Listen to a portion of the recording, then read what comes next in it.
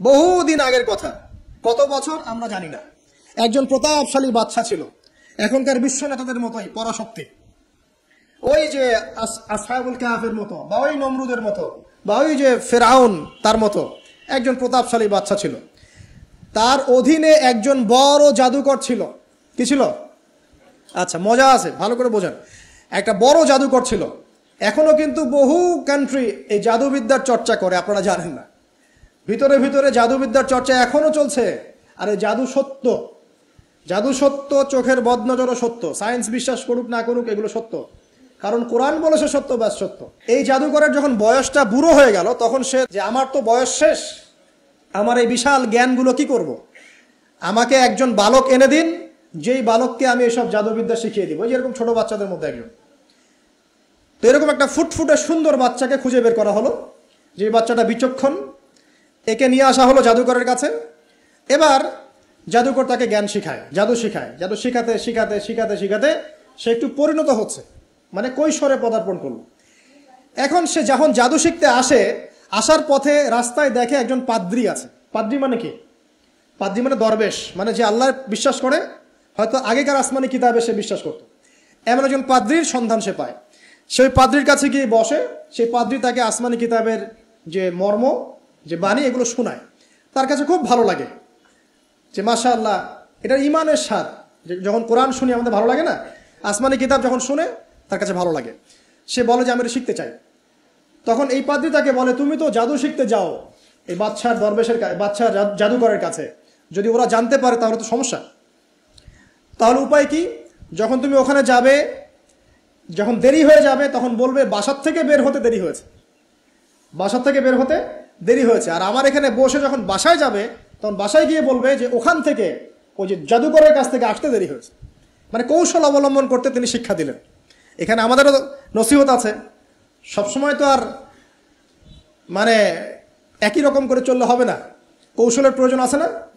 উদউ ইলা সাবিল রাব্বিকা বিল হিকমা, হিকমার দরকার আছে না? সত্য থেকে সরে গিয়ে নয়, কিন্তু কৌশল তো করার দরকার আছে। তারপর সামনে যান। এবার এই বাচ্চা খুব সুন্দর করে ব্যালেন্স করলো, একবার এখানে যায়, একবার ওখানে যায়। এই করতে করতে ওই যে জাদুকরের ইন্তেকাল হয়ে গেল, মারা গেল জাদুকর।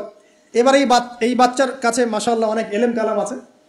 এদিকে সে পাদ্রীর জ্ঞানে দীক্ষিত হচ্ছে। দীক্ষিত হতে হতে তার মধ্যে আল্লাহ পাকের প্রতি একটা পরিপূর্ণ ঈমান চলে আসে। সে মুসলিম হয়ে গেল, আলহামদুলিল্লাহ।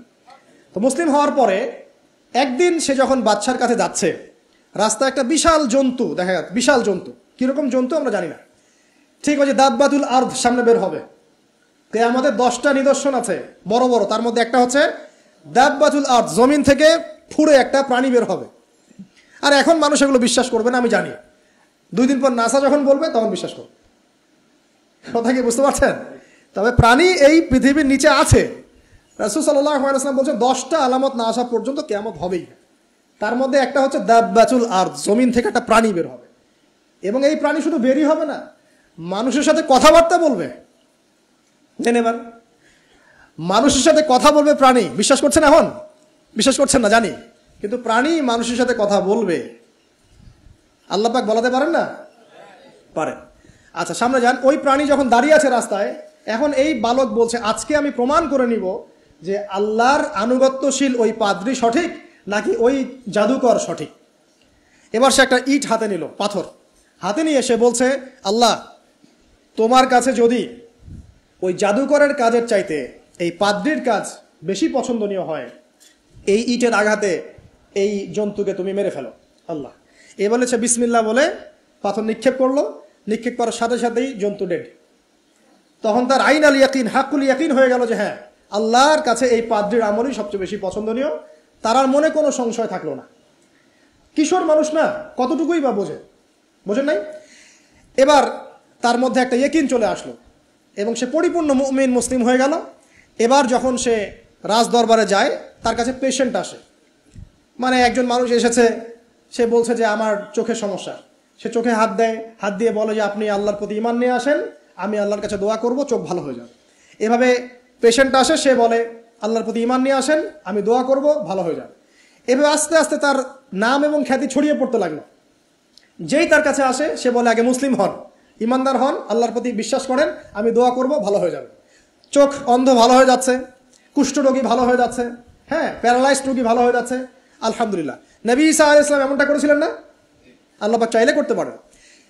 একদিন ওই রাজ দরবারের একজন মন্ত্রী আসছে, এবার ওই রাজার একজন এমপি সাহেব, তার চোখে সমস্যা, সে আসছে, এসে বলছে যে আমার এই চোখের সমস্যা, আমার চোখটাকে ভালো করার দরকার, তোমার কাছে কোনো ওষুধ আছে নাকি? তো সে বলছে যে আপনি আল্লাহর প্রতি ঈমান নিয়ে আসেন, আমি আল্লাহর কাছে দোয়া করব, আপনি ভালো হয়ে যাবেন। এবার সে আলহামদুলিল্লাহ ঈমান নিয়ে আনলো এবং সে ভালো হয়ে গেল। এই ভালো হয়ে যাওয়ার পরের দিন যখন সে আবার ওই পার্লামেন্টে গিয়েছে আর কি, ওদের তৎকালীন রাজদরবারে, এবার রাজা ওকে দেখে বলছে যে তোমার তো চোখ অন্ধ ছিল, কিভাবে সেবা লাভ করলে? তো সে বলে না কিভাবে সেবা লাভ করলো, সে বলতে চাচ্ছে না, কারণ সে আজ করছে যে বললে সমস্যা হবে। তো এক পর্যায়ে তাকে খুবই পিটুনি দেওয়া হচ্ছে, রিমান্ডে নিয়ে গিয়ে কঠিন মাইট দেওয়া হচ্ছে। এক পর্যায়ে সে মারের যন্ত্রণা সহ্য করতে না পারে বলে ফেললো যে ওই বাচ্চা, তার কাছে গিয়ে আমি আরোগ্য লাভ করেছি এবং সে আমাকে বলেছে যে তার রবের প্রতি ঈমান নিয়ে আসতে, তাহলে আমি শেফা লাভ করব। এই বাচ্চা এখন বলছে ফেরাউনের মতো, যায় না রব্বুকুমুল আলা, আমি তো তোমাদের রব, নমরুদের মতো আমি তো তোমাদের রব, ঠিক আছে, আমি ছাড়া তোমাদের কে রব আছে? মা আলিমতু লাকুম মিন ইলাহিন গায়রি, আমি তো জানি না যে আমি ছাড়া তোমাদের কোনো ইলাহ আছে। এবার এই লোকটাকে হত্যা করা হলো, এই এমপি সাহেবকে হত্যা করা হলো, বিকজ সে ঈমান নিয়ে আসে। এবার সেই বালককে ডেকে আনা হচ্ছে, বলা হচ্ছে বলো তুমি নাকি তোমার রবের নাম দিয়ে মানুষের ট্রিটমেন্ট করা শুরু করেছো? তখন সেই বালক বলছে হ্যাঁ, আমি এক আল্লাহর প্রতি বিশ্বাস করি এবং তার রাসূলের প্রতি বিশ্বাস করি, তার প্রেরিত আসমানি কিতাবে বিশ্বাস করি। এখন রাজা বলছে আমি ছাড়া তোমাদের কোন ইলাহ আছে আমি তো জানি না। এই সৈন্যবাহিনী শোনো, এই বালককে ধরো, ধরে নিয়ে গিয়ে উঁচু পাহাড়ে নিয়ে যাও, ওখান থেকে ফেলে দাও। কথা বুঝতে পারছেন? এবার তাকে নিয়ে যাওয়া হলো, ক্রস ফায়ার দেওয়া হবে, এবার উপরে নেওয়া হয়েছে, একদম পাহাড়ের উপরে। এবার ওই বালক উপরে উঠে একটা দোয়া করছে, এই দোয়াটা সবাই শিখে নেন। ওই বালক উপরে উঠে দোয়া করছে আল্লাহুম্মা কফিনিহিম বিমা শি'তা, আল্লাহুম্মা কফিনিহিম বিমা শি'তা, আল্লাহুম্মা কফিনিহিম বিমা শি'তা। পাহাড় থরথর করে কাঁপা শুরু করলো এবং ওই সৈন্যবাহিনী পাহাড় থেকে পড়ে গেল, বালকের কিচ্ছু হলো না। আমি কিন্তু বানোয়াট কোনো গল্প বলছি না, এটা কোরআন থেকে বলছি এবং এটা তাফসীর, আপনি যে কোনো তাফসীর পড়েন, মারিফুল কোরআন, তাফসীর ইবনে কাসির, জালালাইন পড়ে দেখেন, জাস্ট পড়ে দেখেন আমার সাথে ডিবেট করার আগে। এবার সে বালক হেঁটে হেঁটে চলে আসলো রাজদরবারে। আবার কি ব্যাপার, তুমি মরো নাই? না, আল্লাহ আমাকে বাঁচিয়েছেন, আমার রব আমাকে বাঁচিয়েছে। আবার পাঠানো হচ্ছে আরেক দল সেনাবাহিনীকে নিয়ে, যাও এবার ওকে সমুদ্রে নিয়ে যাও, সমুদ্রের মাছ সমুদ্রে ডুবিয়ে দিবে একদম। আবার সে ওখানে গিয়ে বলল আল্লাহুম্মা কফিনিহিম বিমা শি'তা, হে আল্লাহ, অর্থ হচ্ছে হে আল্লাহ আমার বিপক্ষে যারা আছে আপনি যা দিয়ে ইচ্ছা ওদের বিরুদ্ধে আমাকে সাহায্য করেন। অর্থটা হচ্ছে এমন, আল্লাহুম্মা কফিনিহিম বিমা শি'তা, আল্লাহ আপনি আমার জন্য যথেষ্ট হয়ে যান, ওদের বিরুদ্ধে আমার জন্য যথেষ্ট হয়ে যান, যা ইচ্ছা তাই দিয়ে আপনি হেদায়েত করুন, মানে আমাকে হেফাজত করুন, ঠিক আছে?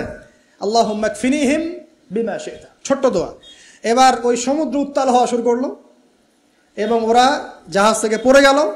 এই বাচ্চা সেফলি আবার চলে আসলো রাজদরবারে, বিশ্বাস করছেন না? চলে আসলো। এবার আসার পরে বলছে শোনেন, আমাকে এভাবে মারতে পারবেন না, আমাকে এইভাবে মারা যাবে না, আমি আপনাদেরকে বলে দিচ্ছি কিভাবে আপনি আমাকে মারতে পারবেন। তো বাচ্চা বলছে কিভাবে মারতে পারবো বলো? তখন সেই বাচ্চাটা বলছে যে আপনি সমস্ত এলাকার মানুষকে এক জায়গায় জড়ো করবেন, মানে পুরো নেশনের যত মানুষ সবাইকে একটা মাঠে নিয়ে আসবেন, মাঠের মাঝখানে একটা গাছ রোপণ করবেন বা একটা কিছু স্তম্ভ নির্মাণ করবেন, সেখানে আমাকে বেঁধে ফেলবেন। বেঁধে ফেলার পরে আমার এই ধনুক থেকে একটা তীর বের করবেন, তীর বের করে আপনি নিজ হাতে এই তীরটাকে নিশানা দিবেন, দিয়ে বলবেন বিসমিল্লাহ আল্লাহর নামে, বিসমিল্লাহ আল্লাহর নামে, বিসমিল্লাহি রব্বি হাযাল গোলাম বলে ছুড়বেন। অর্থ হচ্ছে আমি এই বাচ্চার রব, আমি এই বাচ্চার রব আল্লাহর নামে তীর ছুড়লাম, এটা বলে তীরটা নিক্ষেপ করবেন, তাহলে আমি মরবো, তার আগে মরবো। কথা কি বুঝতে পারছি? এবার তাই করা হলো, সমস্ত এলাকার মানুষকে এখানে জড়ো করা হলো। কথাটা ভালো করে বোঝেন, সমস্ত এলাকার মানুষ মানে কি ওই এলাকার সব মানুষ, মানে মুমিন কাফের যে আছে সবগুলাকে একত্রিত করা হলো। করার পরে বাচ্চাটাকে এভাবে একটা জায়গায় বেঁধে দেওয়া হয়েছে, খেজুর গাছে, তাফসীরে এসেছে খেজুর গাছে। এবার সে এখান থেকে তীর বের করে বাদশা বলছে বিসমিল্লাহি রব্বি হাযাল গোলাম, নিক্ষেপ করলো। তীরটা ঠিক আল্লাহ পাকের দৃষ্টি দেখেন এত সূক্ষ্ম, ওইটাই বর্ণনা করেছেন, তীরটা ঠিক বাচ্চার এই জায়গায় লেগেছে, এই যে মাথার এখান থেকে লেগে এদিকে বের হয়ে গেছে। হ্যাঁ, কি বুঝি নাই? ছেলেটা বাচ্চা ওই বাচ্চা ছেলেটার এই যে কপালের এই পার থেকে এই পার পর্যন্ত তীর চলে গেল এবং বাচ্চাটা শহীদ হয়ে গেল, আলহামদুলিল্লাহ। এবং এই বাচ্চাটা যখন মারা গেল বা শহীদ হয়ে গেল, আর সারা এলাকার মানুষ কি দেখলো যে বাচ্চা তাকে দুইবার চেষ্টা করে মারতে পারে নাই, কিন্তু তার রবের নাম যখন নেওয়া হয়েছে, আল্লাহর নাম নেওয়া হয়েছে, মারতে পেরেছে। দেন পুরো এলাকার সমস্ত মানুষ মুসলিম হয়ে গেল, আলহামদুলিল্লাহ। একজন বাচ্চার জীবনের বিনিময়ে সমস্ত এলাকার মানুষ ইসলামের হেদায়েত পেয়ে গেল, আলহামদুলিল্লাহ। এবার বাচ্চার মাথা তো আরো খারাপ, একটাকেই সামলাতে পারছিলাম না, এবার তো সমস্ত এলাকার মানুষ মুসলিম হয়ে গেছে। এখন কি করবেন? এখন সেনাবাহিনীকে আদেশ করা হয়েছে সমস্ত মানুষগুলোকে জড়ো করে একটা গর্ত খুঁড়ে সেখানে আগুন জ্বালাও, আগুন জ্বালিয়ে সমস্ত মানুষকে ফেলে দাও। দৃশ্যটাকে কল্পনা করতে পারছেন? একটা পুরো এলাকার মানুষকে একটা মাঠের মধ্যে একত্রিত করে সেখানে আগুন জ্বালিয়ে সবাইকে সেখানে ফেলে দেওয়া হলো এবং তারা চতুর্দিক থেকে এটাকে অবলোকন করতে লাগলো, মজা উপভোগ করতে লাগলো। এটাই আল্লাহ পাক বলছেন, কুতিলা আসহাবুল উখদুদ ইয হুম আলাইহা কুউদ ওয়া হুম আলা মা ইয়াফআলুনা বিল মুমিনিনা শুহুদ। শেষ পর্যায়ে তাফসীরে এসেছে, শেষ পর্যায়ে একজন মায়ের কোলে একটা ছোট্ট বাচ্চা ছিল। তো সেই মা নিজে লাফ দিবে এটাতে তার কোনো সমস্যা নেই, কিন্তু বাচ্চাটাকে নিয়ে লাফ দেওয়ার জন্য সে ইতস্তত বোধ করছে। তখন আল্লাহ রাব্বুল আলামিন সেই ছোট্ট বাচ্চাটার কোলে, সেই ছোট্ট বাচ্চাটার জবানের মধ্যে আল্লাহর কুদরত নিদর্শন নাজিল করলেন। ওই বাচ্চাটা কথা বলা শুরু করলো। সেই বাচ্চাটা বলল, লা তাখাফি ইয়া উম্মা। এটা শব্দটা এমন এসেছে, ইয়া উম্মা, হে আমার মা, লা তাখাফি, তুমি ভয় করো না, ফাইন্নাকি আলাল হক, কারণ আপনি সত্যের উপরে আছেন, লাভ দিন। যারাই সে অগ্নিকুণ্ডে সেদিন লাভ দিয়েছে তারাই জান্নাতের স্বাদ পেয়েছে, আলহামদুলিল্লাহ। এই হলো আসহাবুল উখদুদের ঘটনা, যেটা আল্লাহ রাব্বুল আলামিন সূরা বুরুজের মধ্যে বলেছেন। এখানে একটাই শিক্ষণীয় বিষয়, ঈমান এর শক্তি একজন ছোট্ট বালকের মধ্য দিয়ে কিভাবে আল্লাহ রাব্বুল আলামিন পুরো নেশনকে হেদায়েত করতে পারেন।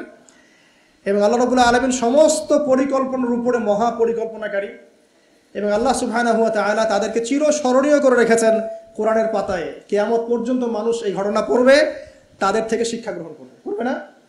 তো আল্লাহ রাব্বুল আলামিন সবচেয়ে বেশি স্মার্ট না আমরা সবচেয়ে বেশি স্মার্ট? এরপরে আল্লাহ রাব্বুল আলামিন বলছেন যে তারা ঈমান আনা ছাড়া অন্য কোনো অপরাধ করে নাই। এই মুমিন যারা ছিল, আগুনে লাফ দিয়েছে, এদের কি কোনো অপরাধ ছিল?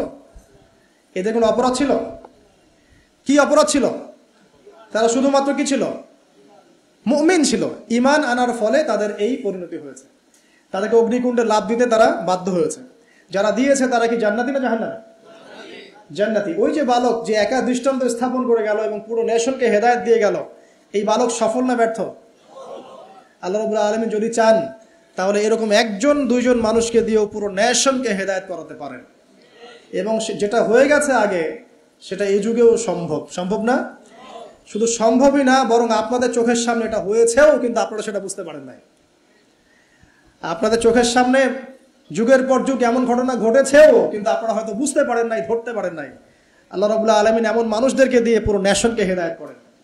কিছু মানুষকে আল্লাহ পাক পরীক্ষায় ফেলেন, তাদের মধ্য দিয়ে আল্লাহ পুরো নেশনকে হেদায়েত করতে পারেন, আলহামদুলিল্লাহ। আসহাবুল উখদুদের এই বাচ্চার মধ্যে আমাদের সবার জন্য নিদর্শন আছে। আল্লাহ পাক আমাদের সবাইকে প্রকৃত ঈমানদার হওয়ার তৌফিক দান করুন।